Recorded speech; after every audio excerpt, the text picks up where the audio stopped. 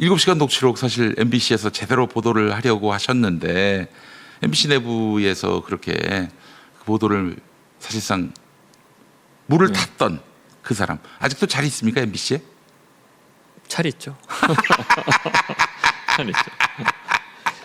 잘 나갑니다. 그것만 제대로 보도됐으면은 우리가 이 3년 동안 악마의 세월을 겪지 않아도 됐을 텐데 하는 그런 생각이 듭니다. 참 이게 뭐 일단 MBC 구성원이 다양합니다. 네. MBC 구성원이 예를 들어서 뭐 네. 그러니까 뭐 여러분들이 좋아하시는지는 모르는데 뭐 이상호 기자 같은 네. 삼성 엑스파일을 예. 단독 특종 보도한 뭐 그런 기자도 있고요. 네. 다양한 기자들이 있죠. 김세희도 MBC 출신이고 또 그러네. 이진숙도 MBC 출신이고요. 그렇지, 그렇지. 뭐 김재철, 김장겸 뭐 걸출한 사람들 많죠. 그쪽으로도 예.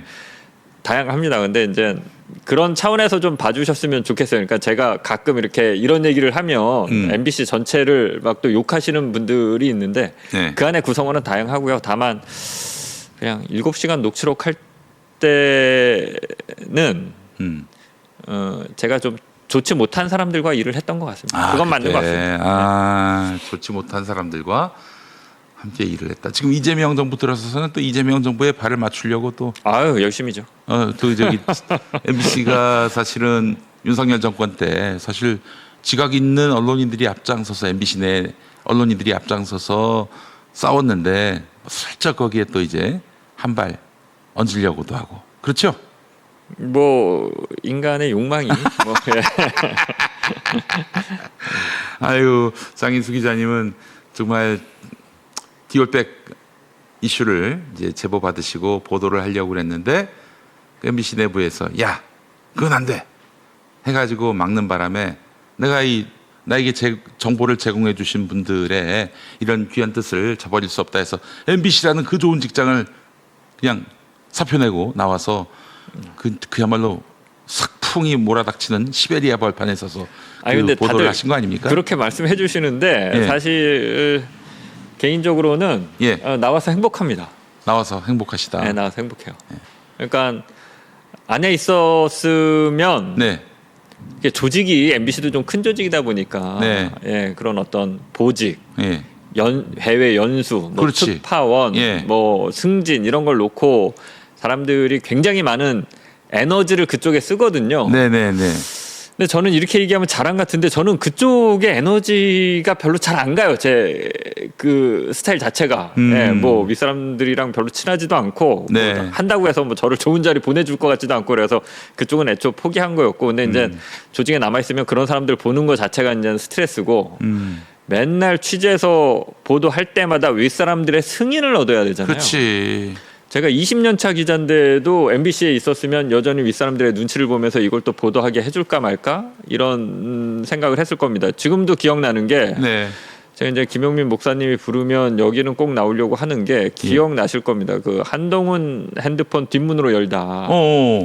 그것도 이제 MBC에서 못 해갖고 여기 평안하면 와서 제작했던 거거든요. MBC 신분으로. 그러니까 기자 입장에서 얼마나 답답합니까? 맞아요. 거기도 그게 그때 제가 MBC에 있었는데 유튜브로 해갖고 많이 파장은 안 됐는데 의미 있는 좋은 내용들이 정말 많거든요. 특히 한동훈이 기자들과 어떻게 붙어 먹었는지 좋은 내용들이 많은데 항상 그렇게 좀 리스크가 있는 보도를 할 때마다 윗사람들의 눈치를 보고 또 이거 허락 안 해주면 또 못하는 건가? 이런 처음 이제 MBC 사표 쓸 때는 취재할 때부터 그 스트레스를 받으면서 해요. 그렇죠. 이걸 어떻게 설득할 것인가. 옛날에는 이런 게 있어 특종이면 이렇게 재밌어서 신나서 취재를 했다라고 그러면 어느 순간인가는 아이템이 셀수록 얘기가 될수록 기사가 될수록 스트레스부터 받는 거예요. 이거 또 허락 안 해줄 것 같은데. 그렇지. 또 위에서 싫어할 것 같은데. 이건 또 어떻게 또 관철을 시켜야 되나. 근데 지금 이제 나와서 이제 최소한 그런 스트레스는 없고 또 먹고 살고 있으니까요. 아주 좋습니다. 내가 결정한다. 그리고 그렇죠. 자기가 결정해서 하면 되고 이 결과에 대해서 책임은 내가 진다. 그리고 뭐 아까 말씀하셨지만 뭐 심상정 뭐 그렇게 흔한 말로 그렇게 후드려 팼지만 아무 문제 없습니다. 1도 문제 없습니다, 진짜. 자, 그래요. 그래서 저는 사실 장인수 기자님 같은 참 기자가 언론사 그것도 굉장히 알려진 그리고 대한민국을 대표하는 언론사에 있다가 보도를 하려고 그 직장을 나온 것을 보면서 우리나라 언론 조직이 미래가 없다. 결국에는 언론사라는 이런 낡은 시스템은 곧 붕괴가 될 것이다. 이런 생각도 들거든요. 뭐 물론 직장인으로서 따박따박 월급 나와서 좋은 분들이야 남겠지만은 그런 언론사에서 무슨 비치오 소금 같은 그런 보도가 나올 수 있겠는가 하는 생각이 들어요. 되게 이중적입니다. 언론사가. 예. 이게 그러니까 정치적인 걸 제가 말씀드리는 게 아니라요. 네. 유튜버들을 굉장히 무시합니다. 그건 뭐 다들 잘 아실 겁니다. 네. 기성 매체 기자들이 이번에 이제 대통령실에 새로 3명 뭐 이상호 선배 해서 이렇게 출입하게 됐는데 예. 처음에 갔더니 되게 무시하더라는 거 아니겠습니까? 네네네. 왜 무시하는지 도대체 이해 못하겠지만 아무튼 유튜버라고 되게 무시를 하는데 네. 그 내부 구성원들은 되게 유튜버가 되고 싶어해요. 기자들은. 아 그래요. 엄청 하고 싶어합니다. 그러니까 이게 부럽겠지. 실명을 거론해서 그런데 예. 지금 MBC 뉴스데스크 앵커 잘하지 않습니까? 그렇죠, 그렇죠. 그분. 조현용 앵커인데 네, 소비더머니인가요? 그거 얼마 전에 유튜버였어요.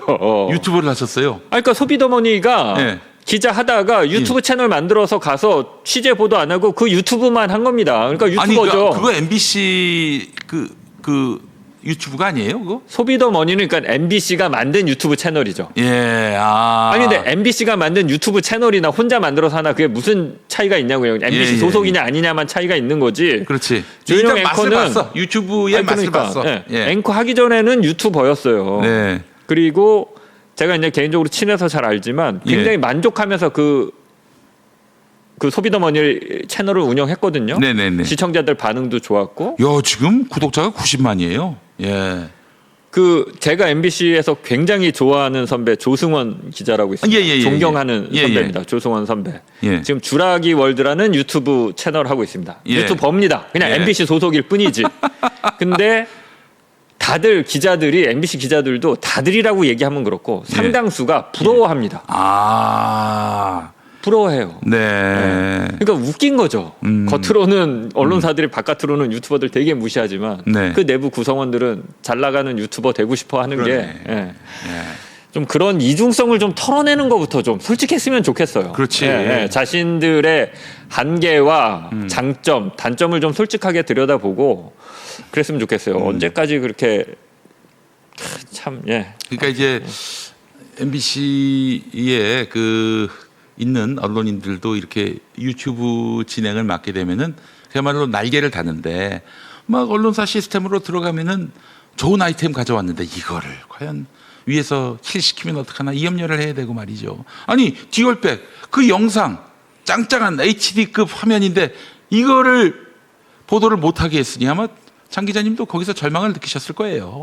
이렇게 했으면은 제가 한번 여기서 말씀드렸나 이렇게 했으면 보도를 했을 겁니다. 그거를 제가 영상을 구해오지 말고 최재형 목사님을 검찰로 보내는 거죠. 고소해라. 김건희를 자수 형식으로 김건희 고소하면서 자수를 해라.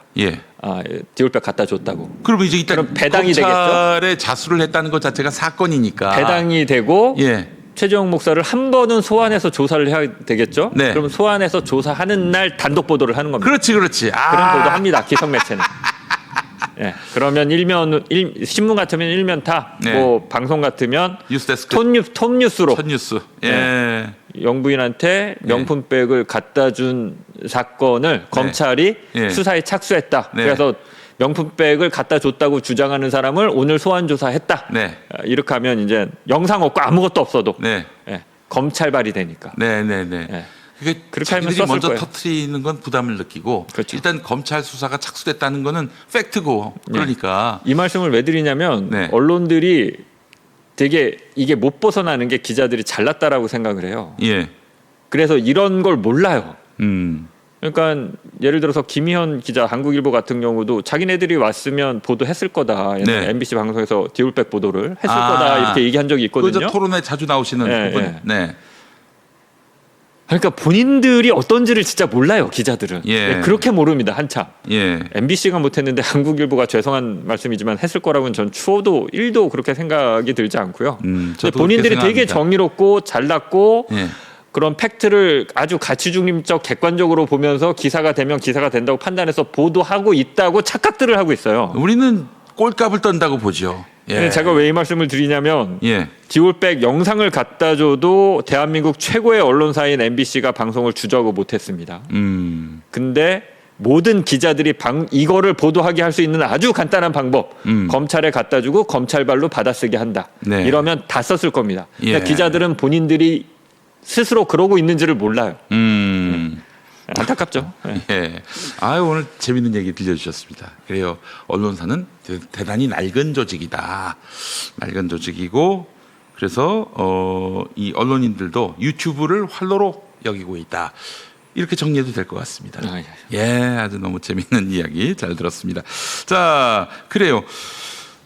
지금 김충식이 또 떠오르고 있습니다.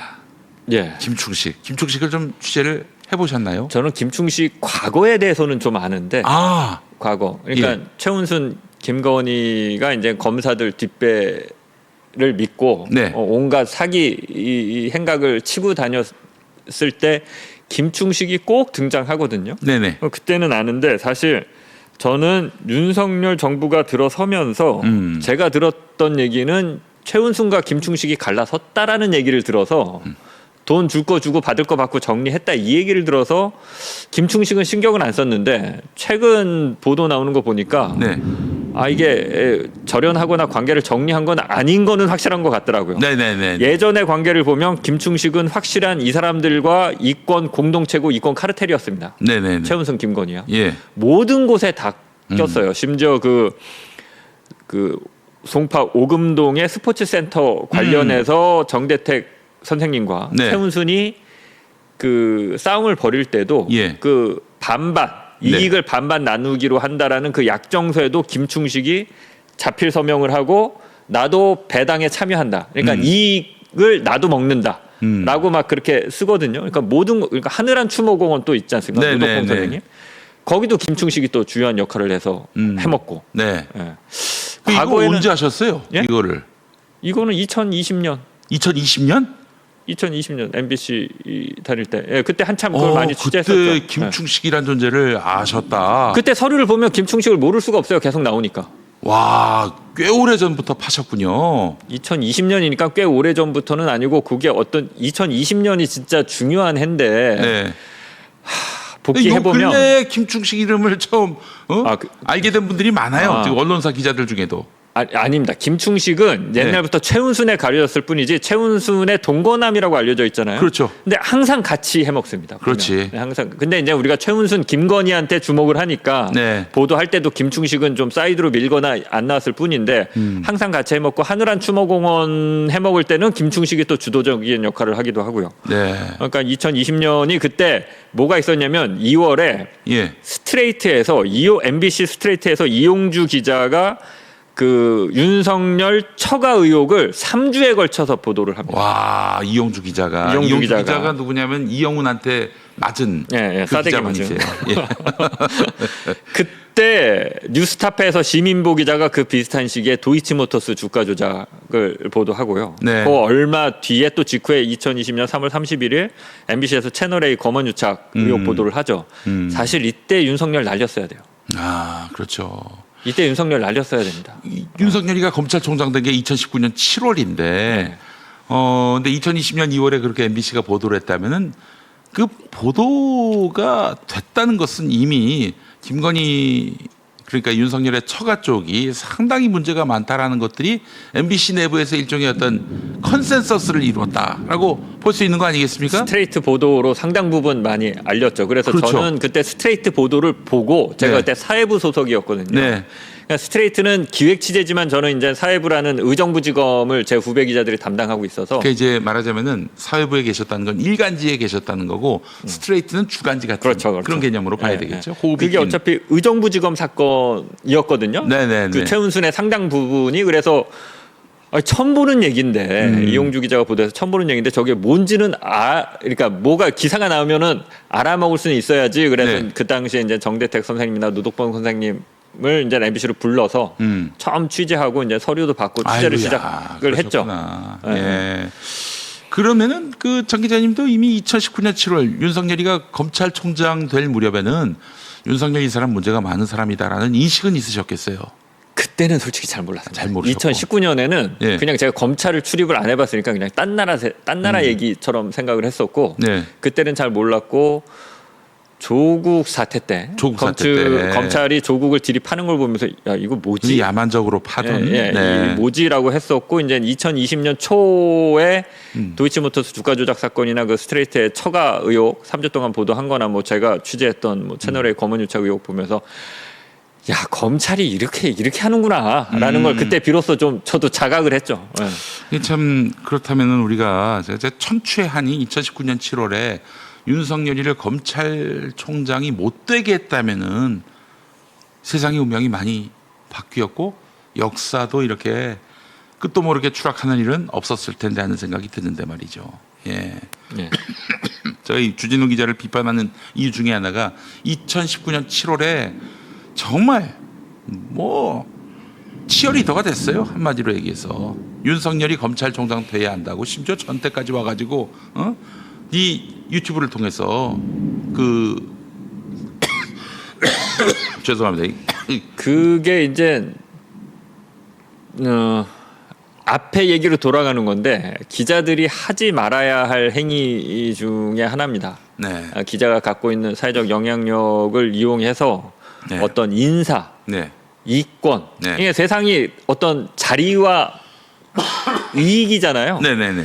여기에 개입하는 거는 이게 이제 어떤 특히 이제 이권은 아니고 어떤 사람이 정의롭기 때문에 어떤 자리에 가는 게 마땅하다라는 얘기는 한편으로는 그게 굉장히 사회적으로 좋은 공익을 생산하는 것처럼 보이지만 기자들은 이거는 전통적인 윤리 관점이 맞는 것 같아요. 거리를 두는 게 맞는 것 같고 저는 기억나는 게 그 시점에 SBS의 임모 기자가 예. 자기 SNS에 윤석열이 검찰총장 돼야 되는 이유를 막 이렇게 열변을 토했던 기억이 나면서 찬종 기자라고. 예. 저는 이제 그때는 저는 이제 지상파 있었으니까 제 눈에 들어오는 건 이제 다른 지상파 기자들이었는데 네. 그냥 얘는 되게 특이하다. 원래 기자들은 이런 일을 안 하는데. 근데 이제 그때 논리 중에 하나가 그런 거였죠. 그 문재인 정권의 검찰 개혁에 적극적으로 찬성하는 후보다라는 거였는데 뭐 적극적으로 찬성하는지 모르는지는 모르겠고 저는 그때 그냥 그 기자의 행위가 들어왔거든요. 네네. 야 지상파에 있는데 어떤 인사와 관련해서 누가 돼야 된다 말아야 된다를 이렇게 적극적으로 얘기하나? 회사에서 이걸 놔두나? 예, MBC는 그럼 바로 얘기 들어오거든요. 네네. 너 뭐 하는 짓이냐고 이 사람들이. 예. 그렇죠. 근데 거리 두는 게 맞는 것 같습니다. 예. 기자들은 그 부분에는 확실히 맞아요. 이게 유튜버든 뭐 지상파에 있든. 예. 그때 저보고 이제 그 윤석열이 검찰총장 될 수 있도록 뭐 제가 그때 유튜브뿐만 아니라 라디오 진행도 하고 그랬으니까 그런 매체에서 알리라고 그랬고 저는 뭐 사실 그때 정말 아무것도 몰라가지고 그때 다들 그랬죠 뭐. 그렇게 하겠다라고 얘기를 했어요. 뭐 전 기자는 아니니까. 그런데 지금 생각해 보면 너무 부끄러운 일이어서 제가 뭐 그 뒤로 우리 시청자 그리고 국민께 사죄의 말씀을 거듭거듭 드렸던 기억이 납니다만은 정말 이런 것들에 대해서는 맹성을 해야 돼요. 잘못 판단해서 국민들에게 이렇게 큰 누를 끼친 점에 대해서는 사죄하는 것이 맞다고 보고요. 예. 그것과 관련해서 한 말씀 드리면 네. 이제 그 기자들이 그런 얘기 많이 합니다. 내가 취재해봐서 아는데. 그렇지. 예, 유튜브에서도 그런 얘기를 많이 합니다. 네. 내가 취재해봐서 아는데. 네. 기자들이 유튜브 방송 나와서 취재해봐서 아는데 윤석열 기자들이 참모인 최은순 비판하면은 그럼 자동으로 명예훼손 된다 이런 얘기도 했죠. 예. 기자들이 취재해봐서 알면 기사를 쓰면 되거든요. 예. 그러니까 평론을 할 영역이 있고 기사를 쓸 영역이 있거든요. 네네네. 근데 이제 팩트와 관련된 부분을 내가 취재해봐서 아는데 저 사람은 이런 사람이야라는 얘기는 기자면은 좀 지양하는 거는 맞다고 보고요. 네. 그 사람이 실제로 내가 취재해봐서 아는데 저 사람 문제야라고 하면 네. 그 문제를 기사를 쓰는 게 기자들이 원래 하는 방식이죠. 그렇죠. 저는 그거는 그게 맞는 것 같습니다. 네. 전통적인 접근법이. 알겠습니다. 기자가 자꾸 셀럽이 되려고 하거나 그러면은 그 참 곤란한 일이다. 근데 그거는 저도 요새 갈등이 좀 있는 게 이게 솔직하게 말씀드릴게요. 예. 이게 그러니까 얼마 전까지 그렇게 이제 나는 기자야라고 유튜버를 하지만 라고 네. 했는데 네. 이게 먹고 사는 건 좀 힘들더라고요. 아, 그렇지. 어느 정도 이제 먹고 사는 건 힘들더라고요. 그렇게 하니까. 셀럽으로서 좀 깊은 신임을 받아야 사실은 이제 좀 그래서 활동도 가능하고. 사실 요새는 이제 그 이명수 봉지욱 기자님이랑 같이 욱수수라고 해서 네, 네. 같이 이렇게 방송도 하고 하는데 요거는 사실 예. 저가 생각했던 결하고는 안 맞거든요. 네, 그냥 네, 기자니까 네, 네. 취재해서 보도를 하고 예.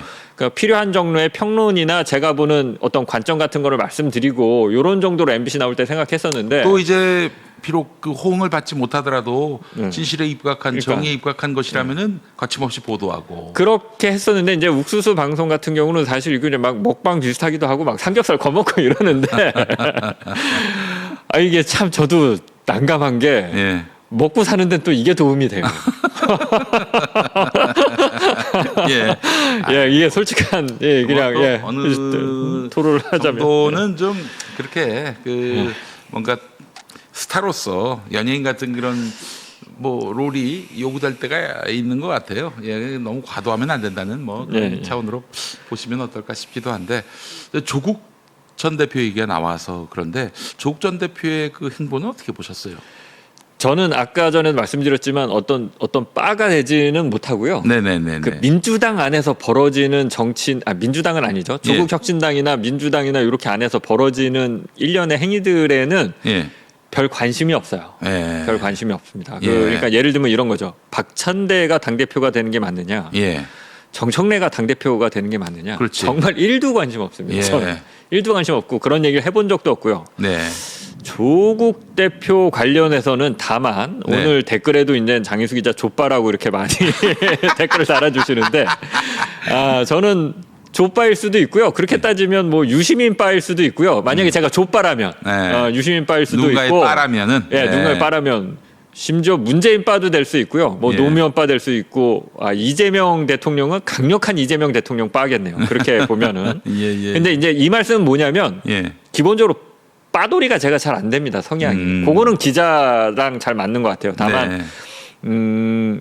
왜 족바라는 말씀을 듣는지 제가 잘 알지만 그럼에도 불구하고 말씀을 드리면 그 가족이 당한 고초가 너무 크니까 그렇지. 저는 거기에 저도 일일이 행동을 분석해서 문재인을 이 시점에 만난 게 잘한 짓이니 많이 그걸 분석해서 또 뭔가를 보태고 싶은 마음이 없어요. 네. 그리고 딱히 정책부에는 별 관심이 없습니다. 네.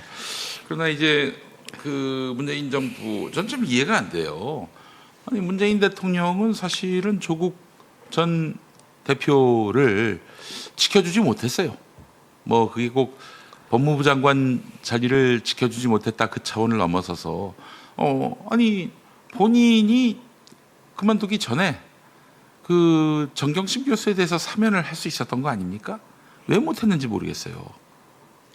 네, 뭐 아니 글쎄 사실은 그 가족이 겪었던 고통이라든지 그 또 본인이 추구했던 검찰 개혁 그거를 이제 실행에 옮기려던 조국이었기 때문에 그들이 문재인의 인사권을 묵사발 내놓으면서 했던 그런 정치적 행위 아닙니까? 그런 탄압 자체가 그렇게 해서 감옥에 갔는데 아니 왜 사면을 안 해주고 이제 와서 이재명 대통령 보고는 또 뭐 정경심은 아니고 조국이지만은 조국은 사면하라 이랬는지 이건 정말 이건 납득할 수가 없는 일들이에요. 이렇게만 말씀드릴게요. 예. 좀 전에도 말씀드렸는데